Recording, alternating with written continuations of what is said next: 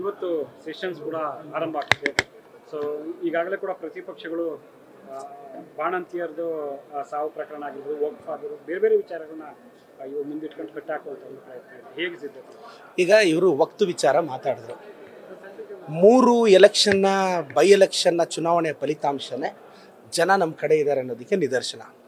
ನಮ್ಮ ಗ್ಯಾರಂಟಿಗಳು ಬಡವರಿಗೆ ತಲುಪಿದೆ ಅನ್ನೋದಕ್ಕೆ 3 ಬೈ ಎಲೆಕ್ಷನ್ ಫಲಿತಾಂಶ ಕಾರಣ, ಮತ್ತು ನಾವು ಜನಪರವಾಗಿ ಕೊಟ್ಟಿರೋ ಯೋಜನೆಗಳು. ಈಗ ಅವರು ಐಡಿಯಾಲಜಿಕಲಿ ವಿಚಾರ ಇಟ್ಕೊಂಡು ಫೈಟ್ ಮಾಡಲಿ, ಸುಮ್ಮನೆ ಈಗ ಮೂಡ ಅಂದರು, ಅವ್ರ ಕೈಲಿ ಏನು ಮಾಡೋಕ್ಕಾಯ್ತು? ಸುಮ್ಮನೆ ಲಾಸ್ಟ್ ಸೆಷನ್ ಹಾಳು ಮಾಡಿಟ್ರು. ನಾನು ಹೇಳೋದು, ಉತ್ತರ ಕರ್ನಾಟಕದ ಸಮಸ್ಯೆಗಳನ್ನ ನಾವು ಚರ್ಚಿಸಕ್ಕೆ ಬಂದಿದ್ದೀವಿ. ಇದು ಅಧಿವೇಶನ ಯಶಸ್ವಿಯಾಗಿ ನಡೆಯುತ್ತೆ. ವಿರೋಧ ಪಕ್ಷದವರ ಟೀಕೆಗಳಿಗೆ ನಾವು ತಲೆ ಕೆಡಿಸ್ಕೊಳ್ಳಲ್ಲ.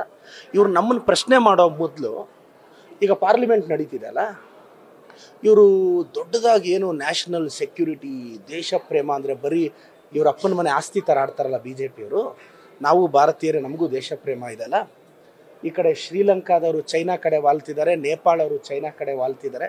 ಇದ್ರ ಬಗ್ಗೆ ಸುದ್ದಿನೇ ಮಾತಾಡಲ್ಲ. ನಾವು ಅಲ್ಲಿ ಸೆಷನ್ನಲ್ಲಿ ಮಾತಾಡಿದ್ರು ನಮ್ಮನ್ನು ಮಾತಾಡೋಕ್ಕೆ ಬಿಡಲ್ಲ. ಸೊ ನಾವು ಜನಪರವಾಗಿದ್ದೀವಿ, ನಮ್ಮ ಸರ್ಕಾರ ಸುಭದ್ರವಾಗಿದೆ ಸರ್. ಸರಿ, ಬಾಣಂತಿಯರ ಸಾವಿನ ವಿಚಾರವಾಗಿ ಸರ್ಕಾರ ಕೊಡ್ತಾ ಇರೋ ಲೆಕ್ಕನೇ ಬೇರೆ, ಗ್ರೌಂಡಲ್ಲಿ ಇರೋದು ಬೇರೆ ಅನ್ನುವಂಥ ಒಂದು ಚರ್ಚೆ. ನನಗೆ ಗೊತ್ತಿರೋ ಪ್ರಕಾರ ಅದ್ರ ಬಗ್ಗೆ ಅಂಕಿ ಅಂಶಗಳ ಸಮೇತ ನಮ್ಮ ದಿನೇಶ್ ಗುಂಡೂರಾವ್ ಸಾಹೇಬ್ರೀಗ ಪ್ರತಿಕ್ರಿಯೆ ಮಾಡ್ತಾರೆ. ಖಂಡಿತವಾಗೂ ನೋಡಿ, ಯಾರೇ ಆಗಲಿ ಸರ್, ಸರ್ಕಾರಿ ಆಸ್ಪತ್ರೆಗಳಲ್ಲಿ ಬಡವ್ರ ಪರವಾಗಿ ನಾವು ಇಲ್ತೀವಿ. ಸರಿ, ಇದ್ರ ಬಗ್ಗೆ ಖಂಡಿತವಾಗೂ ತಪ್ಪಾಗಿದ್ದರೆ ತಪ್ಪೇ. ಅದೇನಾಗಿದೆ ಅಂತ ನಮಗೆ ಬೆಳಕಿಗೆ ಬರಬೇಕು. ಚಾಮರಾಜನಗರದಲ್ಲಿ ಆಕ್ಸಿಜನ್ ದುರಂತದಲ್ಲಿ ತೀರೋದ್ರಲ್ಲ, ಅದ್ರ ಬಗ್ಗೆ ಬಿ ಜೆ ಪಿಯವ್ರು ಯಾಕೆ ಬಾಯಿ ಬಿಚ್ತಿಲ್ಲ? ಯಾರ ಕಾಲದಲ್ಲ ಆಯ್ತಂತ ಇದೆಲ್ಲ ಅಲ್ವಾ? ಇದು ಖಂಡಿತವಾಗೂ ಇದು ಚರ್ಚೆಗೆ ಗ್ರಾಸ ಆಗುತ್ತೆ. ತಪ್ಪೇನಿದ್ರೆ ಅದು ಖಂಡಿತವಾಗೂ ಅಧಿಕಾರಿಗಳು ಏನಾದರೂ ಮಾಹಿತಿಯನ್ನು ಮುಚ್ಚಿಟ್ಕೊಟ್ರ ಅಂತ? ಇಲ್ಲ ಸರ್, ಅದ್ರ ಬಗ್ಗೆನೂ ನಾನು ನಿಮ್ಮ ಥರನೇ ಸೆಷನಲ್ಲಿ ನಮ್ಮ ಹೆಲ್ತ್ ಮಿನಿಸ್ಟರ್ ಸಾಹೇಬರು ಏನು ಉತ್ತರಿಸ್ತಾರೆ ಅನ್ನೋ ಕುತೂಹಲದಲ್ಲಿ ನಾನು ಇದ್ದೀನಿ. ಈಗ ಪತ್ರಿಕೆಗಳಲ್ಲಿ, ಮೀಡಿಯಾಗಳಲ್ಲಿ ತಾವೇನು ಹೇಳಿದ್ರು ಅದನ್ನು ಕೇಳಿದವ್ರು ನಾವು.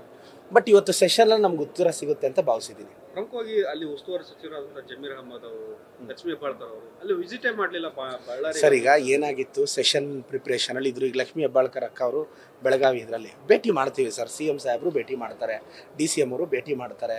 ಈಗ ಪ್ರೀ ಪ್ರೋಗ್ರಾಮ್ ಫಿಕ್ಸ್ ಆಗಿತ್ತು, ಖಂಡಿತವಾಗೂ ಭೇಟಿ ಮಾಡ್ತೀವಿ ಸರ್. ನಾವು ಬಡವ್ರ ಪರ ಇರೋದು ಸರ್. ಈಗ ಒಂದು DK ಶಿವಕುಮಾರ್ ಅವರು ಹೇಳಿದ್ದಾರೆ, ನನಗಿರೋ ಮಾಹಿತಿ ತುಂಬ ಜನ BJP ಅವರು, JDS ಅವರು ಈ ಕಡೆ ಬರೋ ಸಾಧ್ಯತೆ ಇದೆ. ನನಗೂ ಒಂದು ಇಂಟರ್ನಲ್ ಇನ್ಫಾರ್ಮೇಷನ್ನು, ನಾನು ಹೆಸರು ನನಗೂ ಸ್ನೇಹಿತರು ಸಿಗ್ತಾ ಇರ್ತಾರಲ್ಲ, ತುಂಬ ಜನ JDS ಅವರು BJP ಅವರು ಬರೋಕ್ಕೆ ರೆಡಿ ಇದ್ದಾರಂತೆ. ಮತ್ತು ಇನ್ನು BJP ಅವರು JDS ಅವ್ರು ನನ್ನ ಮೇಲೆ ಬಿದ್ದುಬಿಡ್ತಾರೆ. ಇನ್ನು ಹೆಸರು ಕೊಡೋಕ್ಕೆ ಕೇಳಿ, ತಾಕತ್ತಿದ್ರೆ ಹೆಸರು ಬಹಿರಂಗ ಮಾಡೋಕ್ಕೆ ಕೇಳಿ, ಹಂಗೆಲ್ಲ ಬಹಿರಂಗ ಮಾಡೋಕ್ಕಾಗಲ್ಲ ಸರ್. ನಮ್ಮ DK ಸಾಹೇಬರು ಕೈ ಹಾಕಿದರೆ ಒಂದು 8-10 ಜನ ಬರ್ಬೋದು ಈ ಕಡೆ. ನಿಮ್ಮ ಜೊತೆ ಯಾರಾದರೂ ಇದ್ದಾರೆ? ನಾನು ಅಷ್ಟು ದೊಡ್ಡವನಲ್ಲ ಸರ್. ನನ್ನ ಕ್ಷೇತ್ರ ಆಯಿತು, ನಮ್ಮೂರಿಗೆ ನಮ್ಮ ಶಾಸಕ ಆಯಿತು, ಆತ್ಮೀಯರು ಇದ್ದಾರೆ ಕೆಲವರು ಅಂತ ಹೇಳಿ. ಎಲ್ಲರೂ ಆತ್ಮೀಯರಿದ್ದಾರೆ. ಅವ್ರಿಗೆ ಏನಾಗಿದೆ, ಕೆಲವರು BJP ಸ್ನೇಹಿತರು ನನಗೆ ಹೇಳೋದು, close friends. Next time BJP ಬರೋ ಡೌಟ್ ಕಾರಣ ನೋಡುವ, ಕ್ಷೇತ್ರ ಏನಾದರೂ ಟಿಕೆಟ್ ಕನ್ಫರ್ಮ್ ಮಾಡಿಸಿದ್ರೆ ನೋಡೋಣ ಬಂದುಬಿಡ್ತೀವಿ ಅಂತ ಒಬ್ಬರು ಅಂದಿದ್ದಾರೆ. ಇದು ಫ್ರೆಂಡ್ಲಿಯಾಗಿ ನಡೆದಿರೋ ಚರ್ಚೆ. ಸೀರಿಯಸ್ ಆಗಂತೂ ನಾನು ಪ್ರಸ್ತಾಪಿಸೋಕೆ ನಾನು ಯಾರು? ನಮ್ಮ CM ಸಾಹೇಬ್ರ ಹತ್ರ, DK ಸಾಹೇಬ್ರ ಹತ್ರ ಮಾತಾಡೋಷ್ಟು ಧೈರ್ಯ ನನಗಿಲ್ಲ. ನಾನು ಮಾತಾಡೋದಿಲ್ಲ, ನಡೆದಿರೋದು ಹೇಳಿ. ಅವರೇ ಆಪರೇಷನ್ ಕಮನ ಮಾಡ್ತಿದ್ದಾರಲ್ಲ ನಿಮ್ಮನ್ನೆಲ್ಲ. ಅವ್ರಿಗೆ BJP ಅವ್ರಿಗೆ ನಮ್ಮನ್ನೆಲ್ಲ ಪರ್ಚೇಸ್ ಮಾಡೋ ತಾಕತ್ತಿಲ್ಲ, ಅದಕ್ಕೆಲ್ಲ ನಾವು ಬೀಳೋದು ಇಲ್ಲ.